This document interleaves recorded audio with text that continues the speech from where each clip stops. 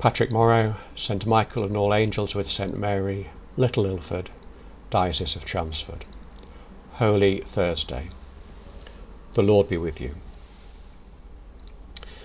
I want to offer reflection on the services we are about to enter into, even though the main thing about them is that they will be so strange because they will be virtual or remote rather than gatherings. These are the services of Maundy Thursday, Good Friday and the Easter Vigil, which this year will be a dawn vigil. I've already said that together these services make up the Triduum, which you can think of as the 3 days or indeed the threefold day. I want us to think about these services as being all one. Father Lee and I have over the months encouraged us to gather for precisely these services, and we can still gather even if it be at one remove, as it were. That's why you may remember that I chanted the date of Easter this year back on Epiphany. It seems a long time ago.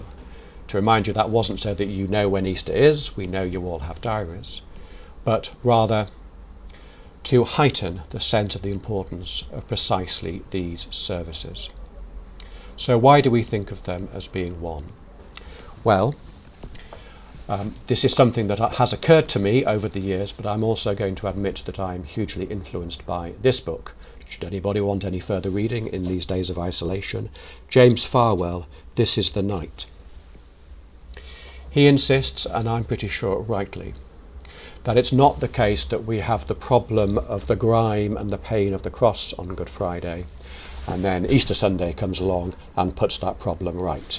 It's not that we have suffering on Good Friday and absence of suffering, release from all suffering on Easter Sunday.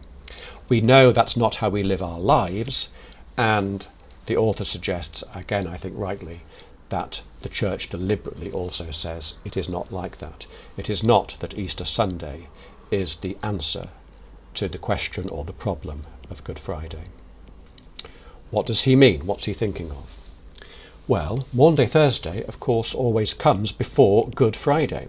So when we gather on Maundy Thursday, we still have to face the cross.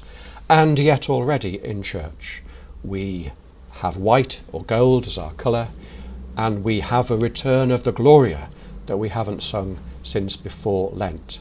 And that's why this year Father Lee has invited us to get our pots and our pans, or our tambourines and our timbrels, whichever you have to hand, to make a glorious noise as we welcome the return of the Gloria. Let's be clear that in the narrative of the institution of the Lord's Supper, at a surface level, this is a fellowship meal which fails utterly. It is an utter failure. The bonding that taking of bread and wine and that eating of bread and wine was intended to bring about at a human level failed. The disciples first fall asleep and then they scatter.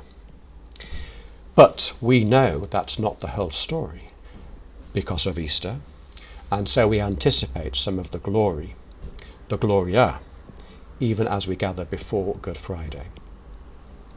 What about this mix on Good Friday then?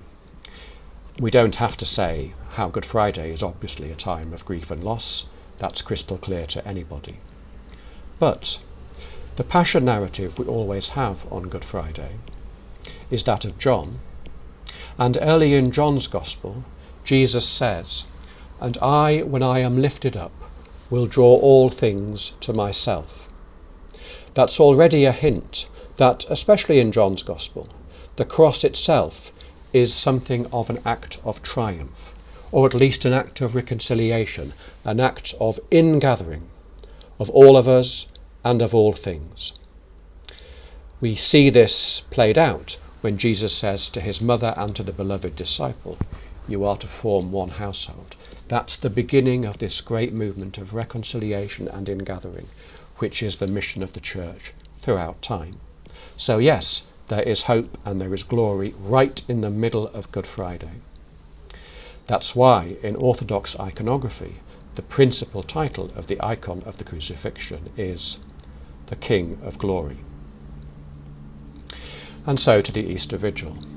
We might think that this is now simply monothematic, all is put right, we simply enjoy a blaze of triumph and light. Well, there is a note of triumph undoubtedly, but even here it's not that simple. When the cantor sings that great hymn to the Paschal candle, the Easter candle, he or she repeats quite a few times, "This is the night. This is the night." And this can have a twofold meaning. It both means this is the night when we are delivered from slavery to freedom, from death to life. But we can also put the emphasis on this is the night. That even as we gather to celebrate Christ bursting from the tomb, even then, we know that we are also still in the night. We're still in a place where suffering is possible and often likely. We're still in a place where we as human beings are desperately seeking the divine light, which alone can enlighten us in the darkness of the night. If ever we were tempted to think of Easter as simply being about triumph, in which there was no night but only day, this year, because of our circumstances, we are prevented from doing so. We might also, if you'll forgive me, look ahead to the following Sunday, when we have the Gospel in which Thomas meets the risen Lord. Notice what Thomas says he requires.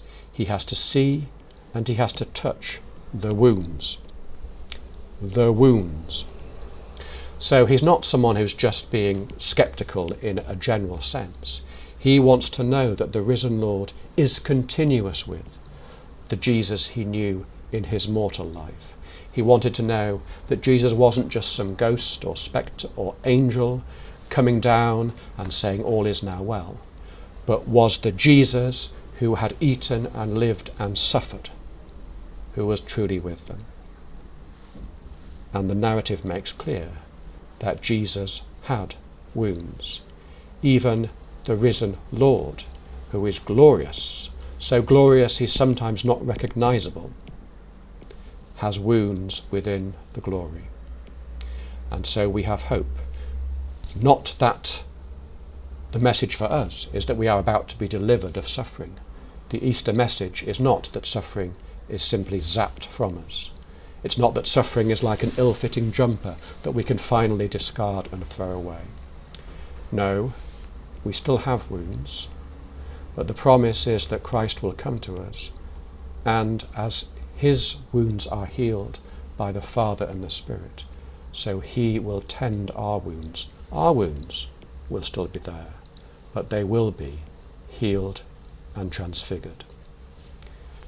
I hope, therefore, that we can go into the solemnities, the mysteries of these days, reinforced. And just one more thing, if I may. This is to rush ahead, so the liturgically minded of you may not like this, but I'm going to remind us how we sign the Easter greeting. Christ is risen. He is risen indeed. And then with the word we're not allowed to use, Alleluia. Christ, I'll do that again, Christ is risen. He is risen indeed. Alleluia. Remember, Alleluia. Some people do it more like this, or the shooting star, Alleluia. I'm sorry for using the A word so much, but needs must. God bless you.